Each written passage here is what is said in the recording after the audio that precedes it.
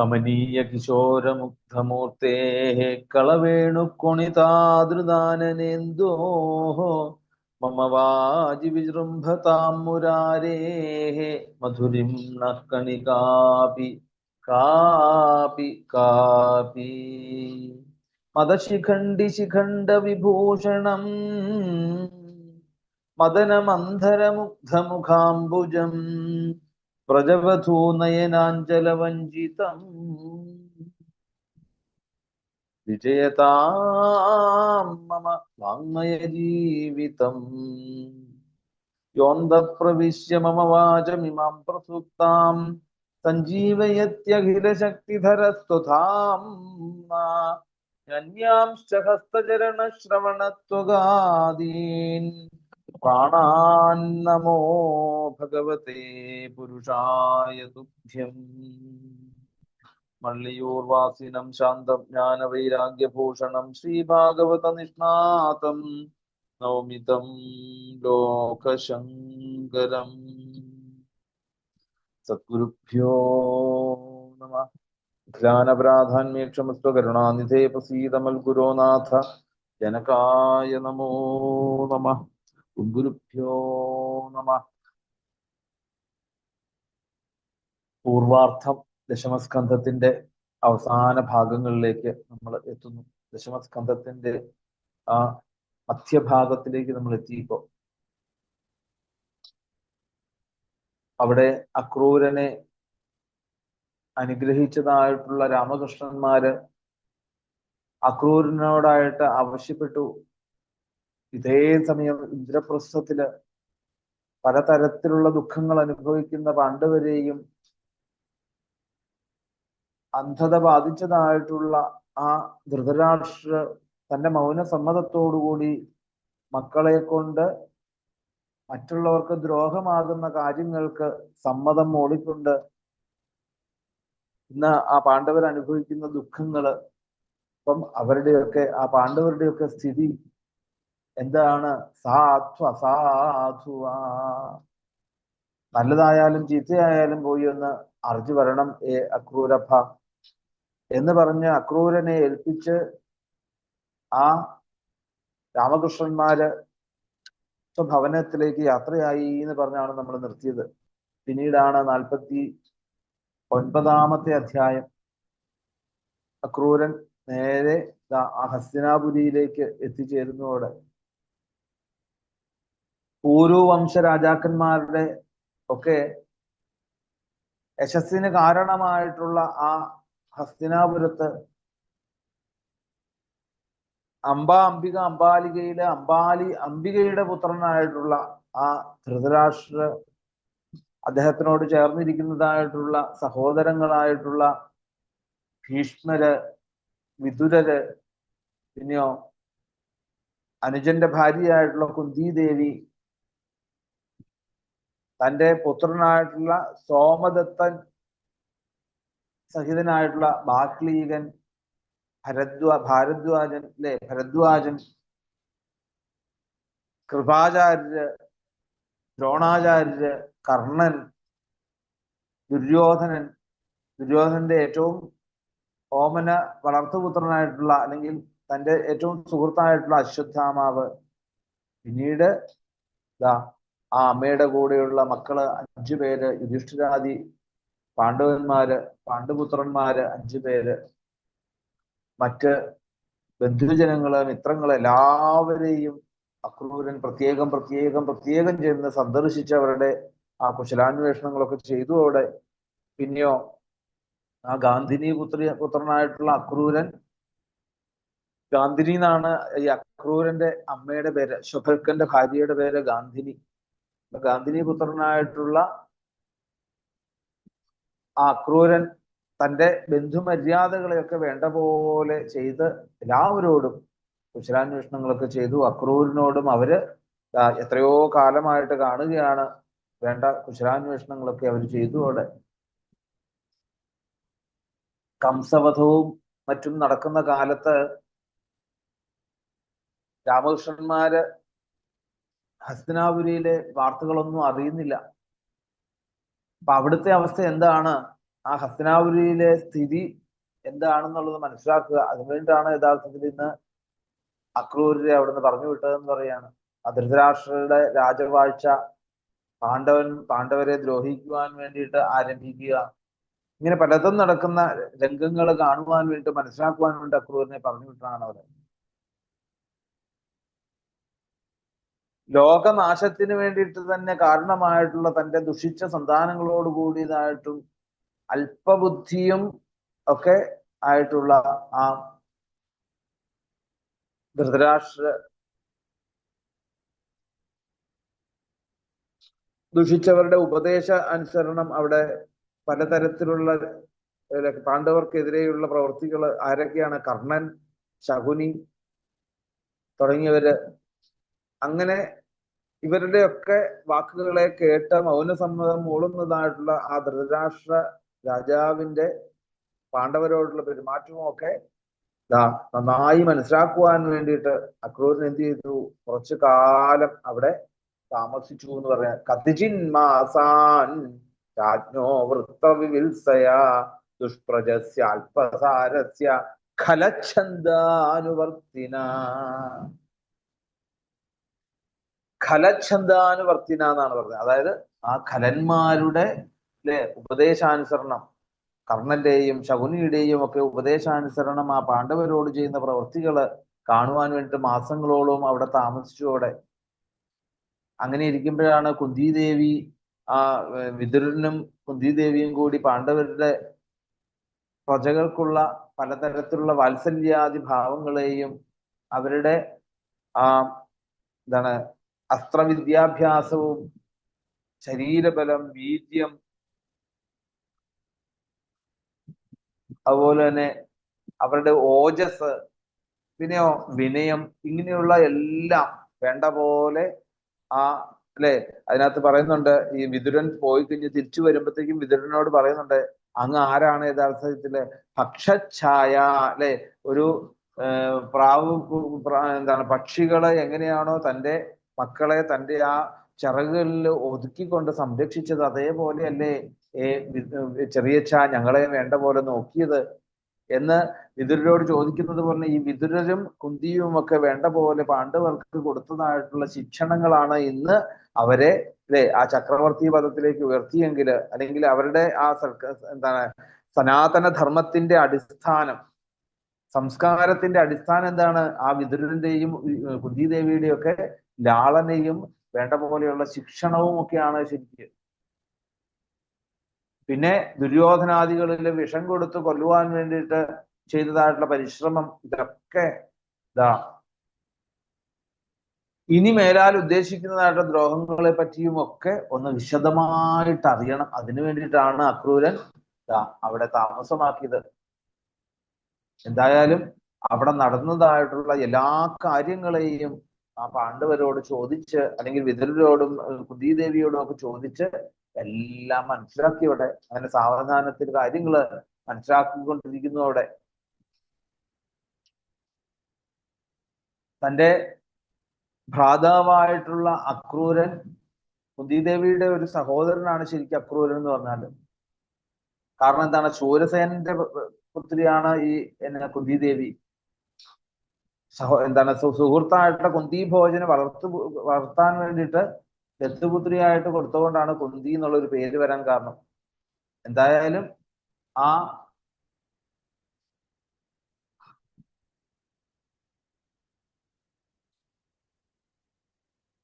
അവിടെ ഭ്രാതാവ് ആയിട്ടുള്ള അക്രൂരൻ ഹസ്തിനാപുരത്തിൽ വന്നതായിട്ട് അറിഞ്ഞ ആ കുന്തിദേവി വേഗം ചെന്നു തൻ്റെ വാസസ്ഥാനത്തെ കുറിച്ചുള്ള തൻ്റെ ജന്മഗൃഹത്തെ പറ്റിയൊക്കെ ഓരോന്നോരോന്നായിട്ട് ആ അക്രൂരനോടായിട്ട് ചോദിച്ചു.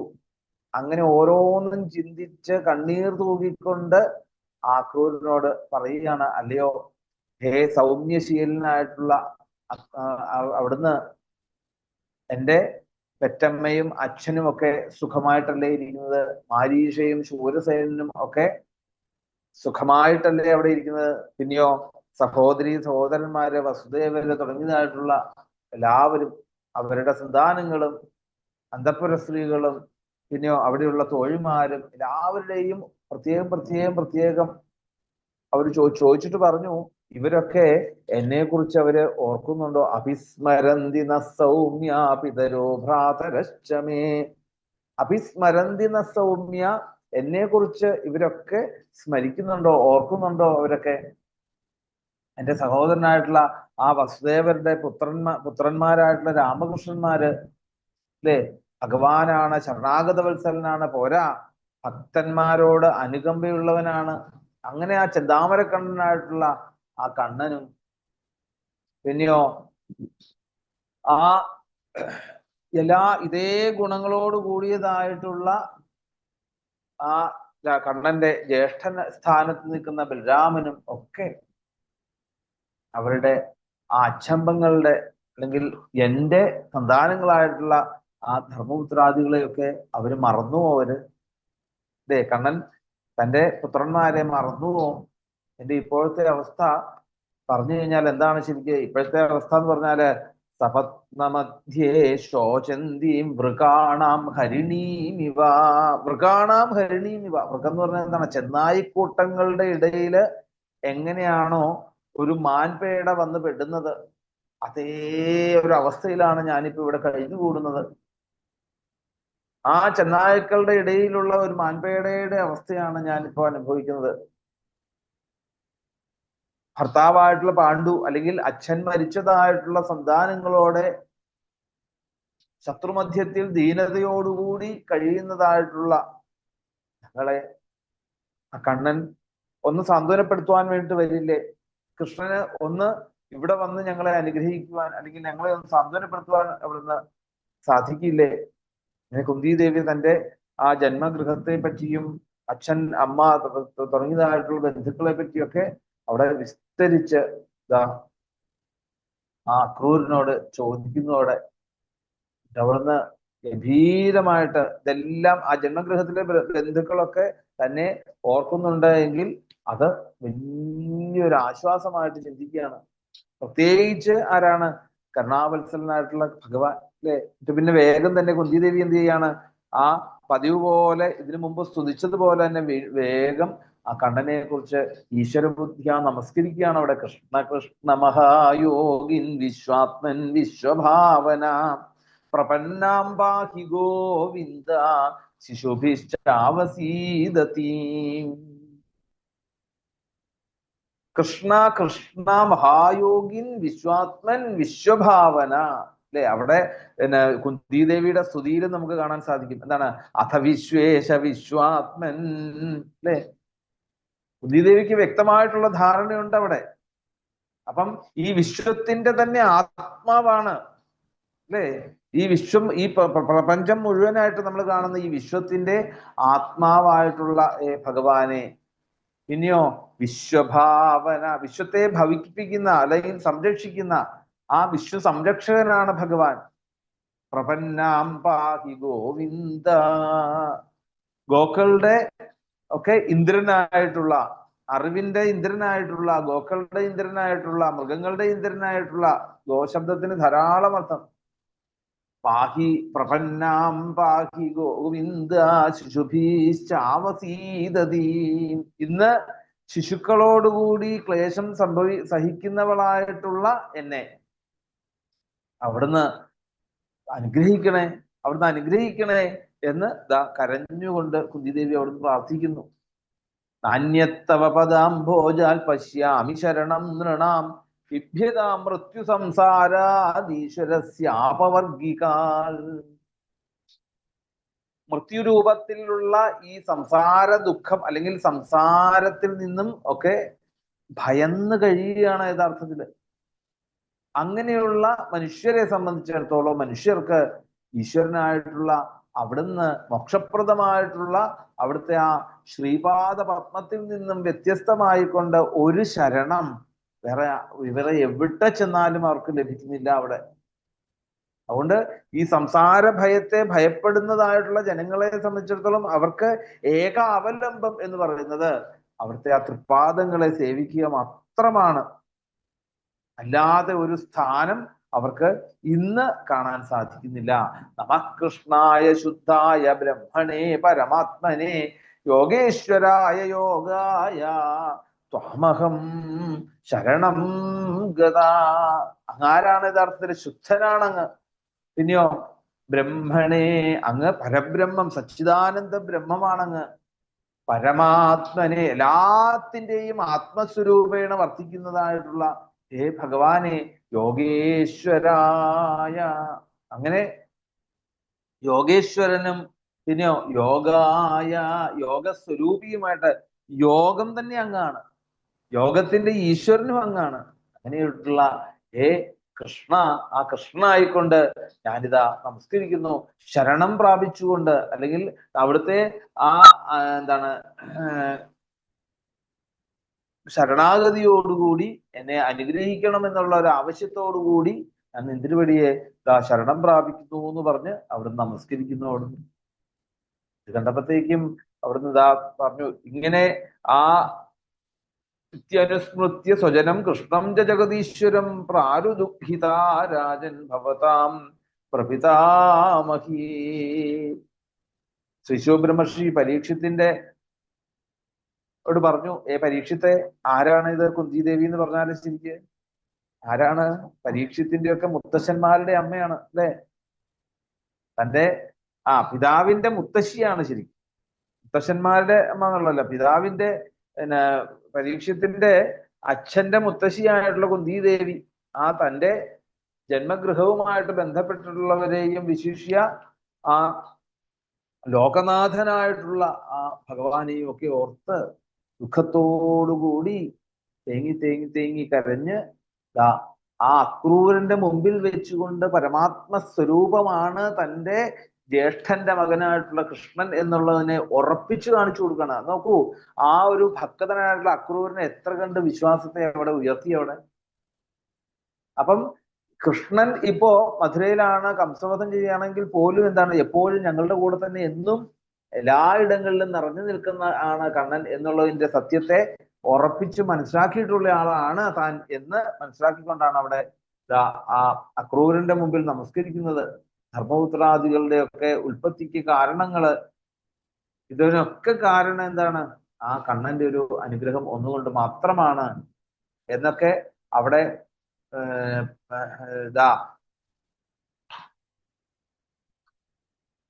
അക്രൂരൻ കുന്തിദേവിയെ വേണ്ട പോലെ പറഞ്ഞ് ആശ്വസിപ്പിച്ചു. അതിനുശേഷം അവിടുന്ന് മടക്കയാത്രയ്ക്ക് ഒരുങ്ങിയതായിട്ടുള്ള അക്രൂരൻ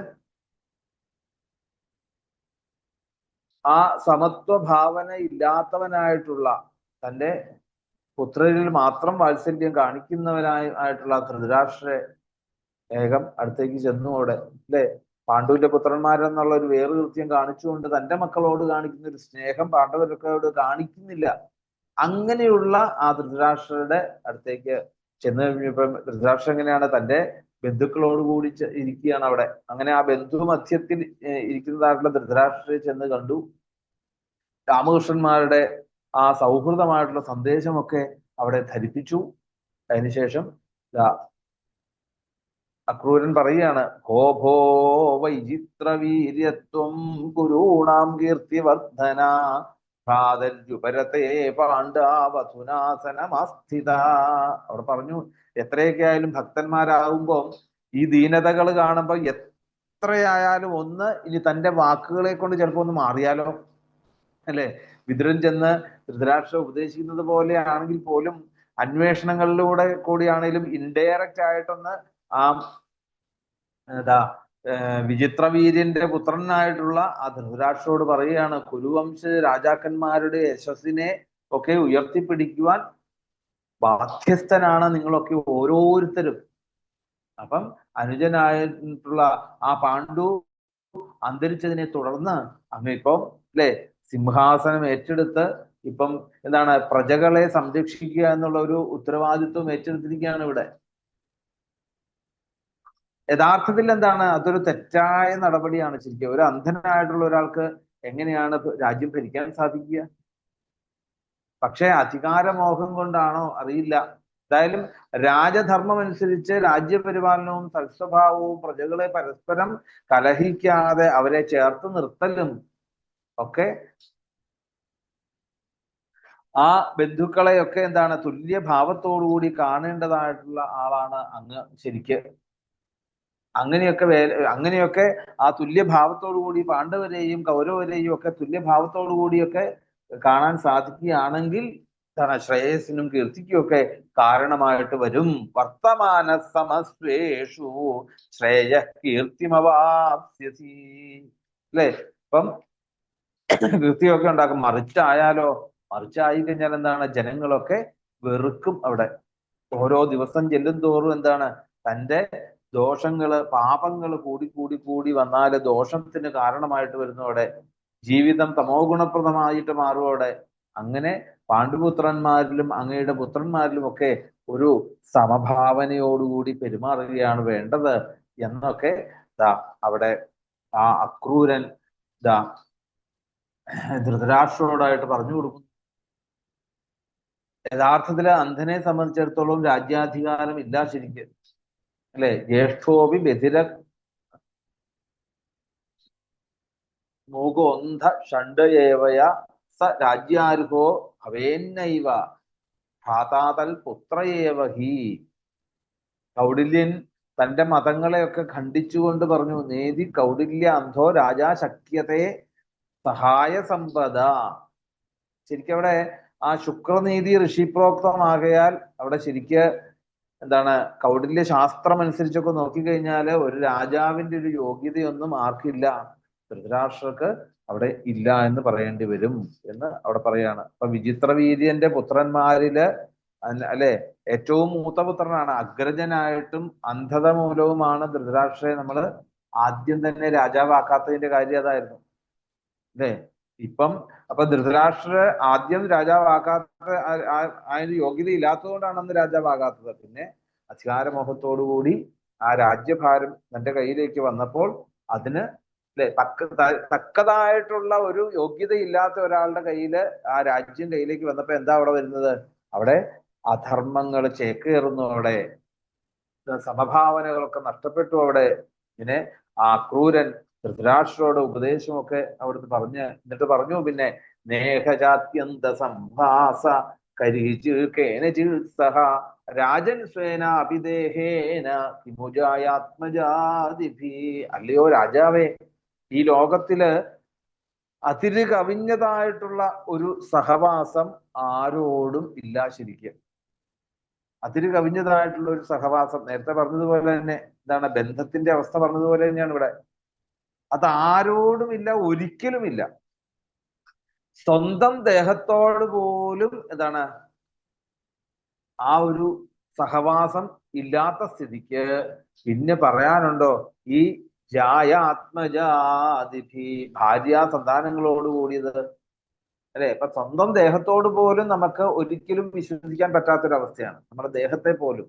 അങ്ങനെയാണെങ്കിൽ പിന്നെ ഭാര്യ സന്താനങ്ങളെയൊക്കെ വിശ്വസിക്കാൻ സാധിക്കുമോ? അവിടെ ഒന്ന് ആലോചിച്ച് നോക്കൂ. അവിടെ ഏക പ്രസൂയത്തെ ജന്തു ഏക ഏവ പ്രലീയത്തെ ഏകോ അനുഭുക്തേ സുകൃതം ഏക ഏവ ചതുഷ്കൃതം.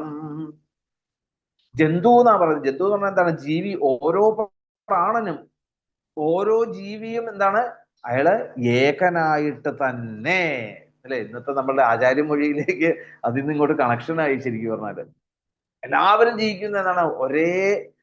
എല്ലാവരും ഒറ്റയ്ക്കാണ് ശരിക്ക്. ജനനം ഒറ്റയ്ക്കാണ്. അങ്ങനെയാണെങ്കിലോ ഇവിടുന്ന് പോകുന്ന മരണവും ഒറ്റയ്ക്ക് തന്നെയാണെന്നുള്ള സത്യത്തെ മറക്കരുത്. അവിടെ കൂട്ടിന് ഒരാളും ഉണ്ടാവില്ല. അവിടെ മരണവും ഒറ്റയ്ക്ക് തന്നെ. അതാണ് അവിടെ പറയുന്നത്, ഏക പ്രസൂയത്തെ ജന്തുരേക ഏവ പ്രലീയത്തെ. അപ്പം പ്രസൂയത്തെ അതുപോലെ തന്നെ പ്രലീയത്തെ. അല്ലേ? അപ്പൊ ജനിക്കുന്നതും മരിക്കുന്നതും ഒക്കെ തന്നെ ഒറ്റയ്ക്കാണ്. താൻ ഒറ്റയ്ക്ക് തന്നെയാണ് അവിടെ വരുന്നത്. അതുകൊണ്ട് അവിടെ എന്തെങ്കിലും ഒരു ഫലം നമുക്കുണ്ടോ? പുണ്യമായിട്ടോ അല്ലെങ്കിൽ പാപമായിട്ടോ ദുഷ്കൃതമായിട്ടോ സുകൃതമായിട്ടോ എന്തെങ്കിലും ഉണ്ടെങ്കിൽ അത് മാത്രം ആരെ അനുഭവിക്കുന്നുള്ളൂ? അത് അവനവൻ മാത്രമേ അനുഭവിക്കാൻ സാധിക്കുകയുള്ളൂ. ദുഃഖമായാലും സുഖമായാലും അത് അനുഭവിക്കേണ്ടത് ആരാണ്? അവിടെയൊന്നും ഒരു ബന്ധുജനവും കൂടെ ഉണ്ടാവില്ല അവിടെ. അപ്പം ആ പുണ്യ പാപ ഫലങ്ങളൊക്കെ അനുഭവിക്കുന്നത് അതിന്റെ കർത്താവായിട്ടുള്ള ആരാണോ അയാൾ മാത്രമാണ് എന്ന് അങ്ങ് മനസ്സിലാക്കുക. അധർമ്മോപചിതം വിത്തം ഹരന്തി അന്യേൽപമേധസ സംഭോജനീയാപദേശേർജലാനീവ ജലൗകസ. ഒരു ബുദ്ധിഹീനനെ സംബന്ധിച്ചിടത്തോളം അധർമ്മ മാർഗത്തിലൂടെ സമ്പാദിക്കുന്നതായിട്ടുള്ള ധനമായിക്കോട്ടെ, പലതരത്തില് അല്ലെ മറ്റുള്ളവരെ ദ്രോഹിച്ചുകൊണ്ട് സമ്പാദിക്കുന്നതായിട്ടുള്ള ധനം തന്നാൽ തീറ്റിപ്പോറ്റപ്പെടേണ്ടവരായിട്ടുള്ളവര് അല്ലെങ്കിൽ എന്ന് നടിക്കുന്നത് എന്നാണ് പറയുന്നത്. അതായത് അധർമ്മോപചിതം വിത്തം ഹരന്തി അന്യേൽപമേധസ, അല്ലെ അല്പബുദ്ധിയായിട്ടുള്ള ഒരുവൻ താനാണ് ഗൃഹസ്ഥൻ എന്ന് മനസ്സിലാക്കിക്കൊണ്ട് തന്റെ ബന്ധുക്കളാണ് എല്ലാവരും എന്ന് നമ്മൾ തെറ്റിദ്ധരിക്കപ്പെടുന്ന അവരെ നോക്കുവാൻ വേണ്ടിയിട്ട് അധർമ്മോപചിതം വിത്തം, അല്ലെ അധർമ്മത്തോടുകൂടി നമ്മള് ഉണ്ടാക്കുന്നതായിട്ടുള്ള പണം, അധർമ്മ മാർഗത്തിലൂടെ സമ്പാദിക്കുന്നതായിട്ടുള്ള ആ ധനം, അത് എല്ലാം എന്താണ്? തന്നിൽ നിന്നും പലരും അത് അപഹരിക്കപ്പെടുന്നു എന്ന് പറയാണ്. അധർമ്മോപചിതം, അധർമ്മത്തിലൂടെ സമ്പാദിച്ചതായിട്ടുള്ള ധനത്തെ അല്ലെ സംഭോജനീയ അപദേശൈ ജലാനീവ ജലൗകസ, അവനാൽ തീറ്റി പോറ്റേണ്ടുന്നവരാണെന്ന വ്യാജേന എന്താണ് അന്യര് അപഹരിക്കുന്നു, മറ്റുള്ളവര് അത് അപഹരിക്കുന്നു എന്ന് പറയാണ്. അപ്പം ഇവിടെ പറയുന്നു എന്നിട്ട് എന്താണ്? ജലൗകസ, അതായത് ജലൗകസ പറഞ്ഞാൽ ഈ മത്സ്യം തുടങ്ങിയതായിട്ടുള്ള ജലജീവികള് അവയ്ക്ക് ജീവിക്കാൻ ആവശ്യമായിട്ടുള്ള ജലം അവിടെ എന്താ കുഞ്ഞുങ്ങളും മറ്റും ഒക്കെ കുടിച്ചു തീർക്കുന്നത് അവരറിയുന്നില്ല. അവയെ സംരക്ഷിക്കുക തന്റെ ചുമതലയാണെന്ന് ആ എന്താ സ്വന്തം മീനും അവിടുന്ന് അല്ലെ വിചാരിക്കുകയാണ്. യഥാർത്ഥത്തിൽ മീനാണോ അവിടെ വെള്ളം കൊണ്ടിട്ടിരിക്കുന്നത്? അന്നും അല്ല. അവിടെ ഓരോ ജീവനും അതിൻ്റെതായിട്ടുള്ള രീതിയിൽ ഭഗവാൻ ഓരോന്നും അവിടെ നൽകുന്നു. അവിടെ യഥാർത്ഥത്തില് ഇവിടെ ശരിക്കും ചൂഷണത്തിന് വിധേയമാകുകയാണ് ചെയ്യുന്നത് അവിടെ. അപ്പൊ ധൃതരാഷ്ട്ര വിതുരൻ ഉപദേശിക്കുന്നതുമായിക്കൊണ്ട് അക്രൂരന്റേതും ഒക്കെ ഈ ഒരേപോലെയാണ്. വിതുരന്റെ ഉപദേശവും അക്രൂരന്റെ ഉപദേശവും ഒക്കെ ഒരു താരതമ്യ പഠനം നമുക്ക് അവിടെ ചെയ്യാൻ സാധിക്കും. അവിടെ അതിലെ ആശയവും ഒക്കെ നോക്കിക്കഴിഞ്ഞാൽ എന്താണ്? അക്രൂരന്റെ വാക്കുകളിലും വിതുരന്റെ വാക്കുകളിലും എന്തൊക്കെയോ ഒരു സാമ്യത നമുക്ക് കാണാൻ സാധിക്കും എന്നവിടെ പറയാണ്. പുത്ര പുഷ്ണാദിയാനധർമ്മേണ സ്വബുദ്ധ്യാതം അപണ്ഡിതം തേ കൃതാർത്ഥം പ്രഹിണ്വന്തി പ്രാണാരായ സുതാദയ. ശുദ്ധമാണെന്നുള്ള വിചാരത്തോടുകൂടി അധർമ്മം ചെയ്ത് ആരുടെ അല്ലെങ്കിൽ ഒരുവൻ അല്ലെ വളർത്തുന്നുവോ അല്ലെങ്കിൽ പോഷിപ്പിക്കുന്നുവോ ആ ജീവികളും സമ്പത്തുക്കളും ധാരാദികളും ഒക്കെ സുഖാനുഭൂതിമതിവത്തവരായിട്ട് അവര് അവിവേകിയായിട്ടുള്ള തന്നെ ഒരിക്കൽ എന്താണ് പ്രഹിണ്വന്തി ഉപേക്ഷിക്കുന്നു എന്ന് പറയാണ്. അപ്പം അവരുടെ ഉപജീവനം തന്നെ ആശ്രയിച്ചാണെന്നുള്ള വിചാരത്തോടു കൂടിക്കൊണ്ട് എന്ത് അധർമ്മം ചെയ്തും അല്ലെ ഈ കുട്ടികളെയൊക്കെ നോക്കുവാൻ വേണ്ടിയിട്ട് ശ്രമിക്കുന്നു. അവിടെ എത്രയൊക്കെ ആയാലും അല്ലെ അവസാന കാലത്ത് ഈ കുട്ടികള് തന്നോട് ചേർന്നിരിക്കും. അവിടെ നമ്മൾ വിചാരിക്കുന്നുണ്ടോ നമ്മളുടെ മരണസമയത്ത് ഇവരൊക്കെ അല്ലെ ആ മരണത്തിൽ നിന്നൊക്കെ നമ്മളെ രക്ഷിച്ചു കൊണ്ടുപോകുമെങ്കിൽ കുഴപ്പമില്ല. അതൊന്നുമില്ല. അത്രയും കാലം ആ കുട്ടികളോടുള്ള ആ മമതാബന്ധം നമുക്ക് ദുഃഖത്തിലേക്ക് അവസാനിക്കുകയാണ്. അതിൽ ഒരു കാര്യവുമില്ല അവിടെ. അപ്പം ഈ ദുര്യോധനാദികൾ ചെയ്തു കൂട്ടുന്നതായിട്ടുള്ള ദുഷ്കൃതങ്ങൾക്കൊക്കെ ആരാ അനുഭവിക്കേണ്ടി വരുന്നത്? മൗനസമ്മതത്തോടുകൂടി അങ്ങ് ഇതിന്റെയൊക്കെ ദുഃഖം അനുഭവിക്കേണ്ടി വരികയാണ്. അങ്ങ് അനുഭവിക്കുന്ന സമയത്ത് ഈ ദുര്യോധനാദികൾ അങ്ങയുടെ കൂടെ ഉണ്ടാവുന്നതാണോ അങ്ങ് വിചാരിക്കുന്നത്? പോരാ പോരാ പോരാ പോരാ എന്നുള്ള ഒരു ആ ലോഭത്തോടുകൂടി ലുബ്ധനെ പോലെ ഇങ്ങനെ അവരുടെ കഴിയുക. എന്നിട്ടോ ഒടുവിൽ എന്താ പറ്റുന്നത്? ഒടുവില് അവര് അവനെയൊക്കെ വിട്ടെറിഞ്ഞ് പുതിയ പുതിയ സങ്കേതങ്ങൾ തേടി അവരൊക്കെ ഓരോരോ സ്ഥലത്തേക്ക് യാത്രയാകുന്നു. അവിടെ അല്ലെ അവിടെ ചെന്നാലോ ഈ എന്താണ് അച്ഛനായാലും അമ്മയായാലും മരിച്ചു കഴിഞ്ഞാല് ദൂരദേശത്തൊക്കെ ആണെങ്കിൽ എന്താണ് അവിടെ അധികം ദിവസത്തെ ലീവ് പോലും പറ്റാത്തതുകൊണ്ട് ഇതിനൊക്കെ ഇനി പോകേണ്ടി വന്നല്ലോ എന്നുള്ള ഒരു ആ ഒരു രീതിയിലാണ് ഇപ്പം അല്ലെ സംസ്കാര ക്രിയകൾക്ക് പോലും ഇന്ന് അച്ഛനമ്മമാരുടെ സംസ്കാര ക്രിയകൾക്ക് പോലും ഇന്ന് ഓരോരുത്തരും എത്തുന്നതാണ്. അതുകൊണ്ട് അവരെ സംബന്ധിച്ചിടത്തോളം ധൃതരാഷ്ട്രരെ ഇങ്ങനെ സ്നേഹിച്ച് അവരുടെ കാര്യങ്ങൾ ചെയ്യുമ്പം അവരെന്തായി, അവര് ഇതെല്ലാം അനുഭവിച്ച് ഒടുവിൽ എന്ത് ചെയ്യും? ഒടുവിൽ പുതിയ പുതിയ സങ്കേതങ്ങള് തേടി അവര് പോകും അവിടുന്ന്. അതുകൊണ്ട് അവരവരുടെ വഴിക്ക് പോകുന്നു. അവര് നന്നായാലും ചീത്തയായാലും ഒക്കെ തന്നെ എന്താണ്, മാതാപിതാക്കന്മാരെ തിരിഞ്ഞു നോക്കാൻ അവർ തയ്യാറാകുന്നില്ല. യാതൊരു സംശയവുമില്ല. എല്ലാ സാഹചര്യങ്ങളും ഒരുക്കി കൊടുക്കുമായിരിക്കും. എന്ത് സാഹചര്യങ്ങള്? ഹോം നേഴ്സിനെ വെച്ച് കൊടുക്കുമായിരിക്കും, അല്ലേ? അതുപോലെ തന്നെ പണം കുറച്ച് വേണമെങ്കിൽ പിന്നെ ബാങ്കിൽ ഇട്ട് കൊടുക്കുമായിരിക്കും. എന്താ വെച്ചാൽ തന്നോളാം, ശല്യപ്പെടുത്തരുതേ എന്നുള്ളതാണ് അവരുടെ മനോഭാവം. പണം കൊണ്ടോ ഇതുകൊണ്ടോ വല്ലോ നമ്മളുടെ മരണത്തെ നമുക്ക് ജയിക്കാൻ സാധിക്കുകയോടെ ഒരിക്കലുമില്ല. അപ്പൊ നമുക്ക് എന്നും എപ്പോഴും നമ്മൾ ചിന്തിക്കേണ്ട ഏറ്റവും വലിയൊരു പാഠമാണ് അവിടെ അക്രൂരൻ ആ ധൃതരാഷ്ട്രന്റെ മുമ്പിൽ പറഞ്ഞു കൊടുക്കുന്നത്. ഈ പാണ്ഡവരെ ദ്രോഹിക്കുന്നത് കൊണ്ട് അങ്ങേക്ക് ഒന്നും നേടാനില്ല. ശരിക്ക് അങ്ങേക്ക് ഒന്നും നേടാനില്ല. സ്വന്തം കാര്യത്തിന് വേണ്ടിയിട്ട്, ആത്മശ്രേയസിന് വേണ്ടി ആവശ്യമായത് എന്താണെന്നുള്ളത് അല്ലെ അങ്ങ് അറിയാതെ അവിടെ സ്വധർമ്മ വിമുഖനായിക്കൊണ്ട് പലതരത്തിലുള്ള ആ കെട്ടുപാടലുകൾ അല്ലെ എന്താണ് പലതരത്തിലുള്ള ദുഷ്കർമ്മങ്ങളിലും ഒക്കെ ഇടപെട്ടുകൊണ്ട് ആ സ്വന്തക്കാരുടെ ആവശ്യങ്ങൾ നിറവേറ്റുവാൻ വേണ്ടിയിട്ട് അങ്ങ് തയ്യാറാകുന്നു. ഇനി അത് ചെയ്യാൻ സാധിച്ചില്ലെങ്കിൽ ഭാര്യമാര് അല്ലെങ്കിൽ പുത്രന്മാര് ഇവരിൽ നിന്നൊക്കെ അങ്ങ് അവരിലൂടെ പലതരത്തിലുള്ള പാപഭാരങ്ങളും അങ്ങ് ചുമന്നുകൊണ്ട് ഒരിക്കലും കരകയറാനാകാത്തതായിട്ടുള്ള അങ്ങേക്ക് ജന്മനാ തന്നെ അങ്ങ് അന്ധനാണ് ശരിക്കും. അപ്പം ഈ അന്ധകാരമായിട്ടുള്ള നരകങ്ങളെ മുഴുവൻ അങ്ങ് ഇനി അവിടെ ചെന്നാ പോലും ഈ അന്ധത, ഉള്ളിലുള്ള ജ്ഞാനചക്ഷുസ് പോലും അങ്ങേക്ക് തുറക്കാൻ പറ്റാത്ത രീതിയിലുള്ള ആ അന്ധതയിലേക്ക്, ആ നരകത്തിലേക്ക് അങ്ങേതാ തള്ളിവിടുന്നു ഈ തന്റെ പ്രവർത്തികള്. അത് അങ്ങ് ചിന്തിക്കുക. ലൗകിക ബന്ധങ്ങള് എന്നും അത് സ്വപ്നമാണെന്നോ അല്ലെങ്കിൽ അത് ഒരു മായികമായിട്ടുള്ള ഒരു കാര്യമാണ് എന്ന് ഒരിക്കലെങ്കിലും അങ്ങ് ചിന്തിക്കാൻ അങ്ങ് തയ്യാറാകുക. സ്വന്തം മനോരഥമാണെന്നോ ഒക്കെ ഓർത്തുകൊണ്ട് അതില് ആസക്തനായിക്കൊണ്ട് ജീവിക്കാതെ പിന്നെന്താ വേണ്ടത്? തന്റെ സ്വന്തം ബുദ്ധി കൊണ്ട് ആ മനസ്സിനെ നിയന്ത്രിച്ച് ഈ രാഗദ്വേഷാദികളെ ഒക്കെ വെടിഞ്ഞ് അവിടുന്ന് ശാന്തചിത്തനായിക്കൊണ്ട് സമാധാനത്തോടുകൂടി ബുദ്ധിപരമായിട്ട് ധീരനായിക്കൊണ്ട് അങ്ങ് ജീവജാലങ്ങളെ ഒക്കെ അവിടെ പറയുന്നുണ്ട്. അവിടെ പാണ്ഡവരെന്നോ കൗരവരെന്നോ പറയുന്നില്ല. പിന്നെ എന്താണ് പറയുന്നത്? അവിടെ പറയുന്നു, അവസാനത്തെ ശ്ലോകം നോക്കിയാൽ അറിയാം. തസ്മാല്ലോകമിമം രാജൻ സ്വപ്നമായ മനോരഥം വീക്ഷ്യായമ്യാത്മനാത്മാനം സമശാന്തോ ഭവ പ്രഭോ. അവിടെ എന്താ പറഞ്ഞിരിക്കുന്നത്?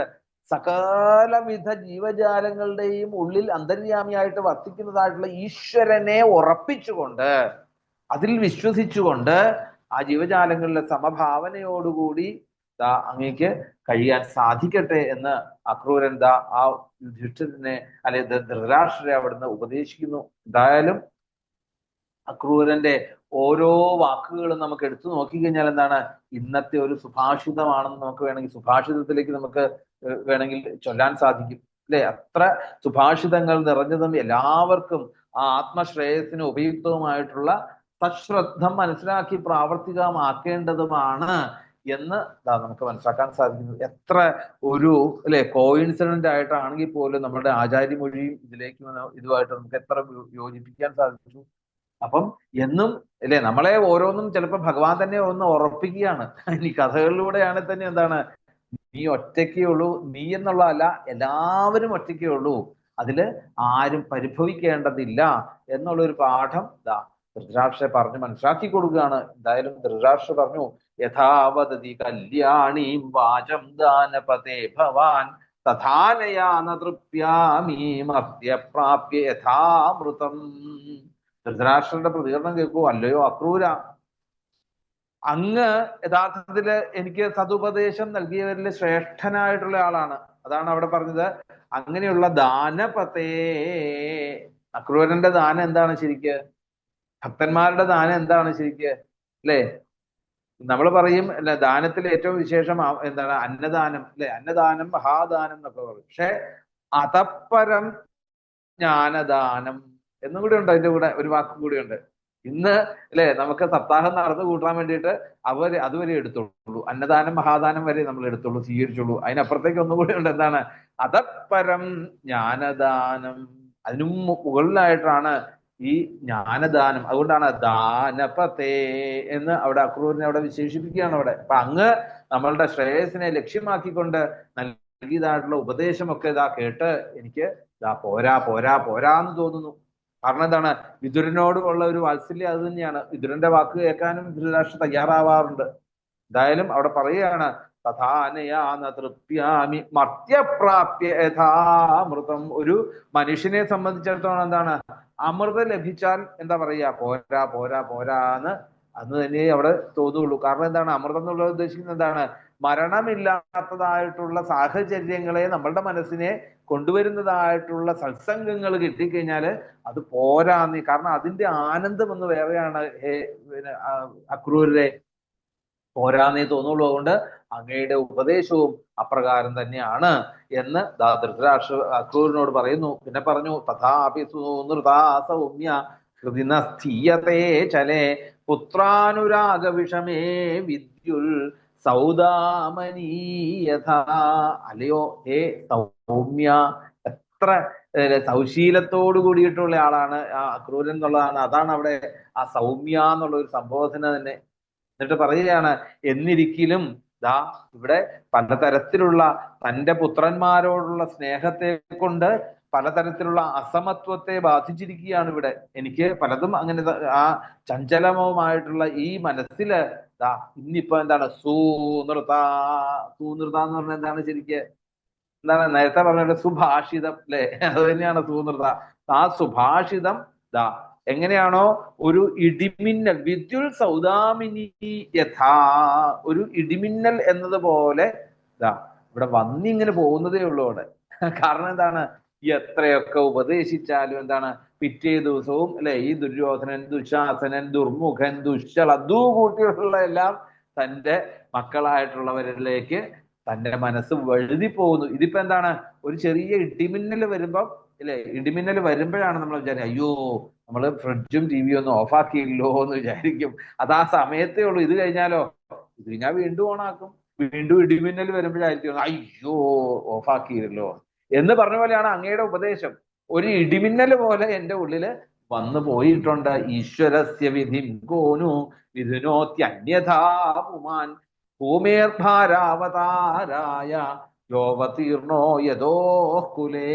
ഈ ഭൂമിയുടെ ഭാരം നശിപ്പിക്കുവാൻ വേണ്ടിയിട്ട് ആ യദുവംശത്തിൽ അവതരിച്ചിരിക്കുന്നത് യാതൊരാളാണോ ആ ഈശ്വരന്റെ വിധിയെ ഏത് മനുഷ്യനാണ് വേറെ പ്രകാരത്തിൽ അവിടുന്ന് മാറ്റാൻ സാധിക്കുന്നത്? അപ്പം എല്ലാം ആ എന്താ അവിടെ പറയാണ്, ഈ ഭൂഭാരനാശത്തിന് വേണ്ടിയിട്ട് യാദവ വംശത്തിൽ വന്ന് പിറന്ന് യാദവ വംശത്തിൽ അവതരിച്ച് ആ ജഗദീശ്വരന്റെ ഇച്ഛയെ അല്ലെങ്കിൽ ആഗ്രഹത്തെ ഒക്കെ ആർക്കാ അക്രൂര അത് മാറ്റാൻ സാധിക്കുക? അതൊന്നും ആർക്കും മാറ്റാൻ സാധിക്കുകയില്ല എന്ന് അവിടെ പറയാണ്. യഥാർത്ഥത്തില് ഇവിടെ ദാനപതേന്നൊരു വിളി അക്രൂരനെ, അതൊരു എന്താണ്? ദാനപതി എന്നൊരു പേര് തന്നെ ആർക്കുണ്ട്? അക്രൂരനുണ്ട് എന്നാണ് പറയുക. ചെമന്തകത്തിൽ നമ്മള് തമാശ രൂപേണ പറയുമെങ്കിൽ പോലും ദാനപതി എന്നൊരു പേര് ഈ അക്രൂരനെ നമുക്ക് കാണാൻ സാധിക്കും. നാമധേയം തന്നെയാണ് ശരിക്ക്. അപ്പം അവിടെ അക്രൂരന്റെ ഉപദേശമൊക്കെ എന്താണ്? മരണ ധർമാക്കളായിട്ടുള്ള മനുഷ്യരെ സംബന്ധിച്ചോ പ്രിയമാണന്മാരായിട്ടുള്ള മനുഷ്യർക്ക് ആ മരണ നിവാരണത്തിന് ഉതകുന്നതിനായിട്ടുള്ള ഒരു അമൃതാണ് ആ അക്രൂരൻ അവർക്കൊക്കെ കൊടുക്കുന്നതായിട്ടുള്ള ദാനം. എങ്കിലും എന്താണ്? തൻ്റെ മനസ്സ് ആ തൻ്റെ പുത്രന്മാരോട് കലുഷിതമാകുകയായിട്ടൊക്കെ, പുത്രന്മാരോട് ചേർന്ന് നിന്ന് കലുഷിതമാകുന്നത് കൊണ്ട് ഇത് വെറും ഒരു മിന്നൽ പോലെ വന്ന് വീശി പോകുന്നതേ ഉള്ളൂ. മിന്നൽ പോലെ വന്നു പോവുകയാണ് അവിടെ. അതുകൊണ്ട് പെട്ടെന്ന് അത് തന്നിൽ നിന്നും വിസ്മരിക്കപ്പെടുന്നു. അതുകൊണ്ട് ചെറിയൊരു മിന്നൽ വെളിച്ചം വീശും, അത്ര മാത്രമേ ഉള്ളൂ, വേറൊന്നുമില്ല അവിടെ. അത് പിന്നെ എന്താണ്? പെട്ടെന്ന് അത് അപ്രത്യക്ഷമാകും. അതാണ് അവിടെ ധൃതരാഷ്ട്രയുടെ വാക്കുകളിൽ നിന്ന് നമുക്ക് മനസ്സിലാക്കാൻ സാധിക്കുന്നത്. എന്തായാലും ഇതെല്ലാം ഈശ്വരേച്ഛയാണെന്നും ഇതൊന്നും ഒരിക്കലും മാറി വരില്ല എന്നുമൊക്കെ അവിടെ പറഞ്ഞ് സമാധാനിപ്പിക്കുകയാണ്. യോ ദുർവിമർശപഥയാ നിജമായേദം സൃഷ്ട്വാ ഗുണാൻ വിഭജത്തെ തദനുപ്രവിഷ്ട തസ്മൈ നമോ ദുരവബോധ വിഹാരതന്ത്ര സംസാര ചക്രഗതയേ പരമേശ്വരായ. അവിടെ പറയുന്നുണ്ട്, ഇനി ഊഹിക്കുവാൻ വേണ്ടിയിട്ട് വിഷമമുള്ള, അല്ലെ, പറയുന്ന രീതിയിലുള്ള മാർഗത്തോട് വിഷമമുള്ള മാർഗത്തോട് കൂടിയതായിട്ടുള്ള ഇന്നത്തെ ഈ ഒരു മായാശക്തിയുടെ ബലം കൊണ്ട് ഈ വിശ്വത്തെ തന്നെ സൃഷ്ടിക്കുന്നു. ആ സൃഷ്ടിച്ച വിശ്വത്തിനെ അതിൽ തന്നെ തദനുപ്രവേശ്യ, അതിനകത്ത് തന്നെ പ്രവേശിച്ചിട്ട്, എന്നിട്ടോ ഈ ഗുണങ്ങളെയൊക്കെ, എല്ലാ ഗുണങ്ങളെയും അവിടുന്ന് സ്വീകരിച്ചുകൊണ്ട് അവിടെ ആ സത്വ രജ തമോ ഗുണങ്ങളെയൊക്കെ സ്വീകരിച്ച് അതിനെയൊക്കെ വിഭജിക്കുന്നതും, പിന്നെയോ ദുരവബോധ വിഹാര തന്ത്ര സംസാര ചക്രഗതയേ, അവിടെ ഒരിക്കലും മനസ്സിലാക്കരുതാത്തതായിട്ടുള്ള ലീല മാത്രം, ആർക്കും മനസ്സിലാക്കാൻ സാധിക്കില്ല ഭഗവാന്റെ ലീലകളെ കുറിച്ച്.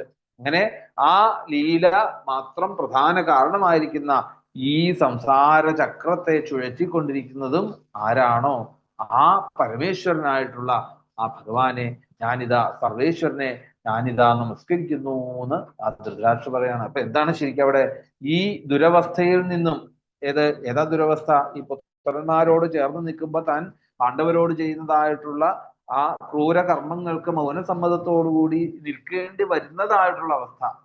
അങ്ങയുടെ ഉപദേശങ്ങളൊക്കെ ശരിയാണ്, അത് കുറച്ചു നേരത്തേക്ക് നിൽക്കും, പിന്നെ വീണ്ടും എന്താണ് ഇതിലേക്ക് തന്നെ പോകുന്നു. അപ്പം ഇങ്ങനെയുള്ള ഈ ദുരവസ്ഥയിൽ നിന്നും മോചനം ലഭിക്കുവാൻ വേണ്ടിയിട്ട് ആ കണ്ണനോടായിട്ട് പ്രാർത്ഥിക്കുന്നു ആ ധൃതരാഷ്ട്ര. ഭഗവൻ മായയുടെ ഗതി ആർക്കും തന്നെ മനസ്സിലാക്കാൻ സാധിക്കുകയില്ല.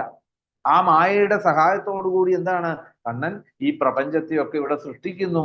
എന്നിട്ടോ അത് തന്നെയല്ല, ഈ പ്രപഞ്ചത്തിലെ ഓരോ ജീവജാലങ്ങളുടെയും ഉള്ളിൽ അന്തര്യാമിയായിട്ട് പ്രവേശിച്ച് അവിടെ പലതരത്തിലുള്ള സത്വരജ തമോ ഗുണങ്ങളെയൊക്കെ അവിടുന്ന് സ്വീകരിച്ച് ആ സത്വാദി ഭേദേന പലതും ഓരോന്നും വിഭജിച്ചും ഒക്കെ വിഭജിക്കുന്നതും, ഇതൊന്നും ഒരിക്കലും ആ കണ്ണന്റെ ലീലയെ മനസ്സിലാക്കാൻ നമുക്ക് സാധിക്കുകയില്ല. മനസ്സിലാക്കാൻ പ്രയാസമേറിയതായിട്ടുള്ള ലീലാവിലാസം കൊണ്ട് ഈ സംസാര ചക്രത്തെ ചുഴറ്റുന്നതും കൊണ്ടു നടക്കുന്നതും ഒക്കെ ആരാണോ അങ്ങനെയുള്ള ആ സർവേശ്വരന് ഞാനിതാ നമസ്കരിക്കുന്നു.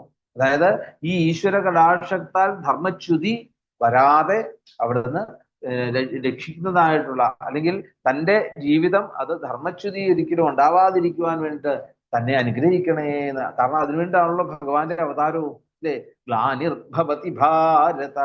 അപ്പൊ ധർമ്മത്തിന് ഗ്ലാനി ഇല്ലാണ്ടാകുവാൻ വേണ്ടിയാണ് ഭഗവാന്റെ അവതാരമെങ്കിൽ അങ്ങയുടെ അവതാരോദ്ദേശത്തോടു പോലെ തന്നെ എന്റെ ധർമ്മച്യുതിയും ഇല്ലാണ്ട എനിക്ക് ജീവിക്കാൻ സാധിക്കണേ, അതിനു വേണ്ടിയിട്ട് അവിടുന്ന് അനുഗ്രഹിക്കണേ എന്ന് പറഞ്ഞ് ധൃതരാഷ്ട്ര അവിടുന്ന് സ്തുതിക്കുന്നു. എന്തായാലും അക്രൂരന്റെ ഉപദേശം കേട്ട സമയത്ത് കുറച്ചു നേരത്തേക്ക് ആണെങ്കിൽ പോലും എന്താണ് ആ കണ്ണനെ കുറിച്ചൊന്ന് ചിന്തിക്കാൻ ആ ധൃതരാഷ്ട്രം. ഇതാണ് സത്സംഗത്തിന്റെ ഏറ്റവും വലിയ മഹത്വം. അതാണ് കുറച്ചു നേരത്തേക്ക് ഉണ്ടാകുന്നതായിരിക്കും, പിന്നെ വീണ്ടും ഇതിലേക്ക് പോകും. എങ്കിൽ പോലും എന്താണ് ആ സത്സംഗം കൊണ്ട് നോക്കൂ ആ ധൃതരാഷ്ട്രം കിട്ടിയതായിട്ടുള്ള ആ ഒരു ഗുണം, അപ്പൊ അക്രൂരോപദേശം കേട്ടപ്പോഴുണ്ടായതായിട്ടുള്ള താൽക്കാലികമായിട്ടുള്ള വിവേകമാണ് അത് ഈശ്വര സ്മരണയിലേക്ക് നയിക്കുകയാണ് ചെയ്യുന്നത്. ഇനി അധിക കാലമൊന്നും ഇനി അത് നിൽക്കില്ല എങ്കിൽ പോലും ഇതാണ് യഥാർത്ഥത്തില് നമ്മളുടെ ഈ ഭാരതത്തിലെ സംഭാവന പരമ്പരകള് സാക്ഷ്യം വഹിക്കുന്ന കാര്യം. ഇതാണ് സജ്ജനങ്ങളുടെ ഒക്കെ മഹത്വം. അതാണ് അവരുടെ വാക്കുകള് കുറച്ചു നേരത്തേക്ക് നമുക്ക് ശ്രവിക്കാൻ സാധിച്ചാൽ കുറച്ചു നേരത്തേക്ക് അത് നിൽക്കുമായിരിക്കും. അതിനെന്താ വേണ്ടത്? നമ്മള് ഈ സത്സംഗം നമ്മളിങ്ങനെ കൂട്ടി കൊണ്ടുവരിക. അല്ലാതെ സത്സംഗം ഒരെണ്ണം കേട്ടു മതി എല്ലാം മനസ്സിലായി അതല്ല. ഈ സത്സംഗം കേട്ട് നമ്മളുടെ ഈ ഭാവന നമുക്ക് അതിങ്ങനെ ഉറപ്പിക്കാൻ നമുക്ക് സാധിക്കണം. പിന്നെ അങ്ങനെയുള്ള ഓരോ കാര്യങ്ങൾ ഇനി നമുക്ക് ആ ദുര്യോധനാദികൾ ചെയ്തതായിട്ടുള്ള അല്ലെ അരക്കില്ലത്തിന്റെ ചരിത്രം അല്ലെ അത് എവിടെയാണ്? വാരണാവതത്തിലേക്ക് ആ ധൃതരാഷ്ട്രയുടെ പ്രേരണയ്ക്കനുസരിച്ചാണ് യഥാർത്ഥത്തില് പാണ്ഡവര് പോയതെന്നും കൂടി പറയുന്നുണ്ട്. ധൃതരാഷ്ട്രരുടെ പ്രേരണയോടുകൂടി വിതുരന്റെ സഹായത്തോടെ നമ്മള് ധരിച്ചിരിക്കുന്ന എന്താണ്, വിതുരനാണ് കൊടുത്തത്. പക്ഷെ ഈ ധൃതരാഷ്ട്രരുടെ പ്രേരണ ഉണ്ടായിരുന്നു എന്ന് കേൾക്കുന്നുണ്ട് അവിടെ. അവിടെ എന്താണ്, അതാണ് പറയുന്നത്. ഇത് സത്യത്തിൽ എന്താണ്, തന്റെ ക്രൂരതയല്ല, തന്നെ കൊണ്ട് ക്രൂരമായിട്ടുള്ള കാര്യങ്ങൾ ചെയ്യിപ്പിക്കലാണ് തന്റെ ദുഷിച്ച പുത്രന്മാരിലൂടെ എന്ന് അവിടെ പറയണം. അപ്പം ധൃതരാഷ്ട്ര പ്രയുക്താസ്തേ കേചി കുശലമന്ത്രിണ അവിടെ പറയുന്നുണ്ട്. മഹാഭാരതത്തില് വിതുരനാണ് എന്താണ് വാരണാവതത്തിലേക്ക് അവരെ മാറ്റി പാർപ്പിച്ചതെന്ന് പറയുന്നുണ്ടെങ്കിൽ അത് ആര് പറഞ്ഞിട്ടാണ്? ധൃതരാഷ്ട്രരുടെ ഒരു പ്രേരണ അതിനകത്തുണ്ട് എന്ന് അവിടെ പറയുന്നു അവിടെ. അപ്പം ദുര്യോധനാണെങ്കിലും എന്താണ്, ഇവിടെ ഈ ഒരു ചതിപ്രയോഗം ആസൂത്രണം ചെയ്ത ദുര്യോധനാണെങ്കിലും ധൃതരാഷ്ട്രക്കും അറിയാം ഇതെല്ലാം എന്താണ് അധർമ്മമാണ് ചെയ്യുന്നത് എന്നുള്ളത് വ്യക്തമായിട്ടറിയാം. അപ്പം അങ്ങനെ ആ അധർമ്മങ്ങള് ആകാവുന്നത്ര ചെയ്തും ചെയ്യിപ്പിച്ചും ഒക്കെ ആകെ നശിച്ച് നശിച്ച് നശിച്ച് ഒടുവില് എന്താണ് ആ വിതുരന്റെ അതിശക്തിയേറിയതായിട്ടുള്ള ആ ശാസനയുടെ മുമ്പിലാണ് യഥാർത്ഥത്തില് ആ ധൃതരാഷ്ട്രൻ രക്ഷപ്പെട്ടത് എന്ന് പറയുന്നത്. അതിശക്തിയായിട്ടുള്ള ശാസന മാത്രമേ അവിടെ തനിക്ക് അല്ലെ യഥാർത്ഥമായിട്ടുള്ള ലക്ഷ്യസ്ഥാനത്തിലേക്ക് എത്താൻ സാധിച്ചത് എന്ന് അവിടെ നമുക്ക് കാണാൻ സാധിക്കും. പ്രഥമസ്കന്ധത്തിൽ 13-ാമത്തെ അധ്യായത്തിൽ പറയുന്നല്ലേ, അല്ലെ, പിണ്ടമാദത്തെ അല്ലെ പറയുന്നില്ലേ അവിടെ, ആ ഭീമൻ കൊടുക്കുന്ന ചോറ് ഉണ്ടുകൊണ്ട് അങ്ങ് സന്തോഷിക്കുന്നുണ്ട് എങ്കിൽ ഗച്ഛ ജാതോഹം, വേഗം ഇവിടുന്ന് ഇറങ്ങിക്കോളൂ എന്ന് പറഞ്ഞുകൊണ്ടാണ് അവിടെ ആ വിതുരന്റെ ഉപദേശത്തോടു കൂടി അന്ന് അങ്ങക്ക് എത്തിച്ചേരാൻ സാധിച്ചത്. എന്തായാലും ആ ശ്രീ ശുകബ്രഹ്മർഷി അവിടെ അവസാനിപ്പിക്കുകയാണ്. എന്താണ് പറഞ്ഞത്? ഇത്യഭിപ്രേത്യ നൃപതേരഭിപ്രായം സയാദവ സുഹൃദ്ഭിസ്തമനുജ്ഞാത പുനര്യതുപരീമകാൽ. അവിടെ അക്രൂരൻ ഹസ്തിനാപുരത്ത് നിന്നും ആ ധൃതരാഷ്ട്രരുടെ പാണ്ഡവരോടുള്ള സമീപനം നന്നായി മനസ്സിലാക്കിക്കൊണ്ട് അവിടെയുള്ള ആ സുഹൃത്തുക്കളോടൊക്കെ വിട പറഞ്ഞുകൊണ്ട് വീണ്ടും ആ മധുരയിലേക്ക് തന്നെ മടങ്ങി. ശശംസ രാമകൃഷ്ണാഭ്യാം ധൃതരാഷ്ട്ര വിചേഷ്ടിതം പാണ്ഡവാൻ പ്രതി കൗരവ്യ യഥർത്ഥം പ്രേഷിത സ്വയം. അങ്ങനെ ആ അന്ധനായിട്ടുള്ള ധൃതരാഷ്ട്രയെ പറ്റിയൊക്കെ നന്നായി മനസ്സിലാക്കിയതെല്ലാം തന്നെ അവിടെ രാമകൃഷ്ണന്മാരെയൊക്കെ ധരിപ്പിച്ചു. തന്റെ നിയോഗം അല്ലെങ്കിൽ തന്നെ നിയോഗിച്ചതായിട്ടുള്ള കർത്തവ്യങ്ങളെയൊക്കെ ഇന്ന് പൂർത്തിയാക്കിയിരിക്കുന്നു. തന്റെ ഏതാനും മാസത്തെ താമസം കൊണ്ട് ആ ബുദ്ധിമാനായിട്ടുള്ള അക്രൂരൻ പലതും അവിടുത്തെ കണ്ടും കേട്ടും ഒക്കെ മനസ്സിലാക്കി. ആ ധൃതരാഷ്ട്രർ തന്റെ വിധിയെ പഴി പറയുന്നത് പോലും സംശയദൃഷ്ടിയോടെ ആകണം അക്രൂരൻ അത് കണ്ടത് എന്ന് പറയാണ് അല്ലെ.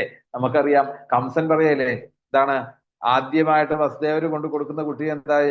പ്രതിയാതു കുമാരോയം, അല്ലെ, വസുദേവരുടെ കുട്ടിയെ കൊണ്ടുപോളൂ വസുദേവരെ എന്ന് പറഞ്ഞെങ്കിലും വസുദേവർ അവിടെ സന്തോഷിച്ചിട്ടില്ല. കാരണം എന്താണ്, ഈ കംസൻ തന്നെ ഒന്ന് തിരിയുമ്പോഴത്തേക്കും ഡോ ഇങ്ങോട്ട് വരുമെന്ന് പറഞ്ഞ് വിളിക്കൂ എന്നുള്ളത് അതിലൊരു സംശയവും അതിനകത്ത് ഉണ്ടായിരുന്നില്ല വസുദേവർക്ക്. അതുകൊണ്ട് സന്തോഷം പോലെ അവിടെ ഇല്ലായിരുന്നു എന്ന് ശ്രീ ശുകബ്രഹ്മർഷി അല്ലെങ്കിൽ വേദവ്യാസ മഹർഷി അവിടെ കാണിക്കുന്നത് പോലെ അവിടെ അക്രൂരൻ പറയുകയാണ്, ഈ നമസ്കാരമൊക്കെ കള്ള നമസ്കാരമായിട്ടും തന്നെ കണ്ടിട്ടുള്ളൂ എന്ന് പറയാണ്.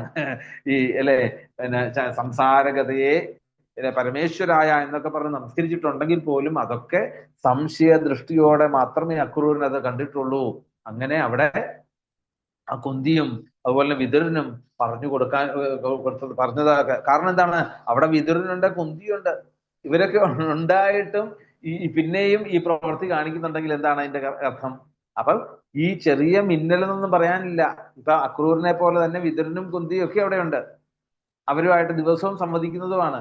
എന്നിട്ടും ഈ പ്രവൃത്തി ചെയ്യുന്നുണ്ടെങ്കിൽ ഇതൊക്കെ കാപട്യമായിട്ടേ കാണാൻ സാധിക്കുകയുള്ളൂ എന്ന് അക്രൂരൻ അവിടെ പറയുന്നു. അങ്ങനെ ആ അക്രൂരൻ തന്റെ ദൗത്യം നിർവഹിച്ചു എന്ന് പറഞ്ഞുകൊണ്ടാണ് ഈ പൂർവാർത്ഥം, നമുക്ക് ദശമസ്കന്ധത്തിന്റെ പൂർവാർത്ഥം അവിടെ പര്യവസാനിക്കുന്ന നല്ലൊരു അവസാനമായിരുന്നു ശരിക്കും അല്ലെ.